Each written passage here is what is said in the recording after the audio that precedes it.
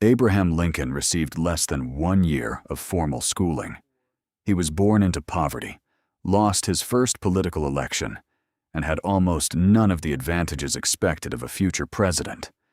Yet he would eventually lead the United States through its deadliest conflict, help destroy slavery, and become one of the most remembered leaders in American history. But just as victory arrived, his story ended inside a crowded theater. So how did a poor, self-educated boy rise that far? And why was he killed only days after the war's decisive turning point? Abraham Lincoln was born on February 12, 1809, in Kentucky. His family lived in a small log cabin and survived through hard physical labor. When Lincoln was still young, they moved to Indiana and later to Illinois. Lincoln received very little formal education, but this disadvantage created the first great contradiction of his life. The boy who rarely entered a classroom became deeply passionate about learning. Lincoln borrowed books, read whenever he could, and taught himself through constant effort. This did not make him successful overnight, but it gradually gave him an unusual ability: the ability to think clearly, explain complicated ideas, and persuade ordinary people. Before Lincoln could lead a country, however, he first had to convince a small community that he could be trusted. And that reputation did not begin in politics. It began behind the counter of a small general store. As a young man, Lincoln worked at a general store. According to a famous story, he once discovered that a customer had accidentally paid too much money. Lincoln reportedly walked several miles to return the small amount. Stories like this helped create his reputation as Honest Abe. But honesty did not guarantee success. In 1832, Lincoln ran for the Illinois state legislature. He lost. For many people, that defeat might have ended a political ambition before it had truly begun. For Lincoln, failure became a lesson. He understood that he needed more knowledge, more experience, and a stronger connection with the public. 2 years later, he won a seat in the Illinois legislature. He then studied law, became an attorney, and developed the ability that would define his career, turning complicated conflicts into arguments that ordinary people could understand. But the conflict that would carry Lincoln to the presidency was greater than anything he had ever faced in a courtroom. It was a conflict over slavery and the future of the United States. By the late 1850s, the United States was deeply divided. The economy and social order of many southern states depended heavily on enslaved labor. In the North, opposition to the expansion of slavery into new territories was growing, although opinions about abolition and racial equality still varied widely. Lincoln opposed the further expansion of slavery. This position made him increasingly influential within the Republican Party, but it also made him appear increasingly dangerous to many Southern leaders. In 1860, Lincoln became the Republican candidate for president. He won the election with strong support across the North and almost no support in the South. His victory answered one question: who would lead the United States? But it created a much more dangerous question: would the Southern states accept a president whom they believed threatened their way of life? The answer was no. Southern states began leaving the Union and formed the Confederate States of America. In 1861, the Civil War began. Lincoln had reached the highest position of power in the country, but he had also inherited a nation that was falling apart. When the Civil War began, Lincoln's main objective was to preserve the Union. But as the war continued, one reality became increasingly clear: the economic, political, and military power of the Confederacy was closely connected to slavery. The war also became far more brutal than most Americans had imagined. Generals failed. Battles ended without decisive victories. Casualties continued to rise. Thousands of families learned that their sons, fathers, or brothers would never return home. Lincoln faced pressure from every direction. Some people accused him of moving too slowly against slavery. Others believed he had already gone too far. Every major decision risked creating further division in the North, while the country was already fighting for survival. Then, on January 1st, 1863, Lincoln issued the Emancipation Proclamation.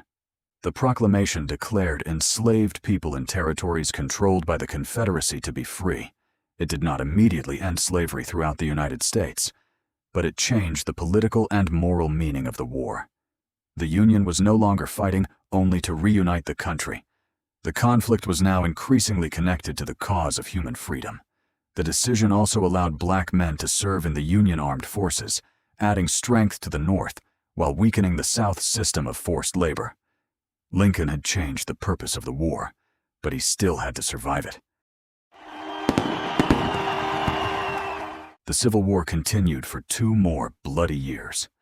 Lincoln was criticized by political opponents, newspapers, military leaders, abolitionists, and even members of his own party.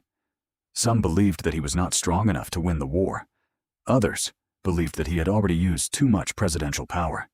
At the same time, Lincoln supported the proposed 13th Amendment, which would abolish slavery throughout the United States.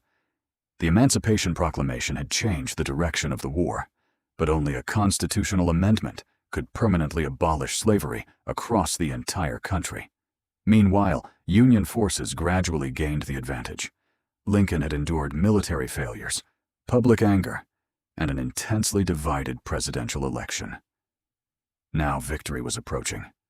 But victory created a new question. How could a country divided by 4 years of war ever be rebuilt? On April 9, 1865, Confederate General Robert E. Lee surrendered his main army to Union General Ulysses S. Grant. For millions of Americans, the surrender signaled that the war was finally nearing its end. Washington erupted in celebration.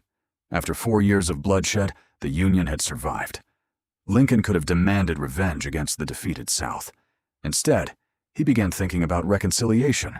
He wanted the Southern states to return to the Union, and he hoped to rebuild the country without creating an endless cycle of punishment. But victory created a dangerous illusion. The main Confederate army had surrendered. The hatred created by 4 years of war had not disappeared. And in Washington, one man believed that Lincoln had destroyed the country he wanted to protect. On the evening of April 14, 1865, Abraham Lincoln and his wife, Mary, attended a performance at Ford's Theater in Washington, D.C. The play was a comedy called Our American Cousin. The audience laughed while Lincoln watched from a private box above the stage. After years of war, he was finally experiencing a brief moment of relief. But actor and Confederate sympathizer John Wilkes Booth had planned an attack. Booth entered the president's theater box. At approximately 10:15 p.m., he shot Lincoln from behind. Booth then jumped onto the stage and escaped from the theater. Lincoln never regained consciousness. He was carried to a boarding house across the street, where doctors remained with him throughout the night. At 7:22 on the morning of April 15, 1865, Abraham Lincoln died. He was 56 years old and became the first American president to be assassinated. Lincoln had lived long enough to see the Union preserved, but he would never have the opportunity to lead the country through the peace that followed. Lincoln did not rise because his path was easy. He rose because every stage of his life developed an ability that he would need for the next one. Poverty taught him endurance. Self-education gave him language and reasoning. Failure taught him how to improve. The law taught him how to argue and persuade. Political division forced him to define what the Union truly meant. War forced him to make decisions whose consequences would reach far beyond his own lifetime. Lincoln's rise was not the result of one heroic moment. It was the result of adaptation after adaptation. He preserved the Union and helped make the destruction of slavery a central part of America's future. But Lincoln's assassination left the country with one final question. Would the peace reflect his hope for reconciliation? Or would the end of the war simply begin a new struggle? Which quality played the most important role in Abraham Lincoln's rise? A. His hunger for knowledge. B. His reputation for honesty. C.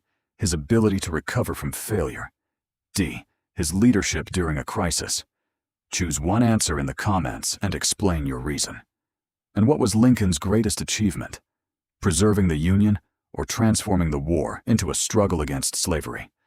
Subscribe to the channel for more stories about the decisions, conflicts, and turning points that shaped history. Not only what happened, but why it happened, and how the world changed because of it. In the next episode, we will follow John Wilkes Booth after the shooting, from his escape out of Ford's Theater to the 12-day manhunt that followed. Because Lincoln's story ended that night.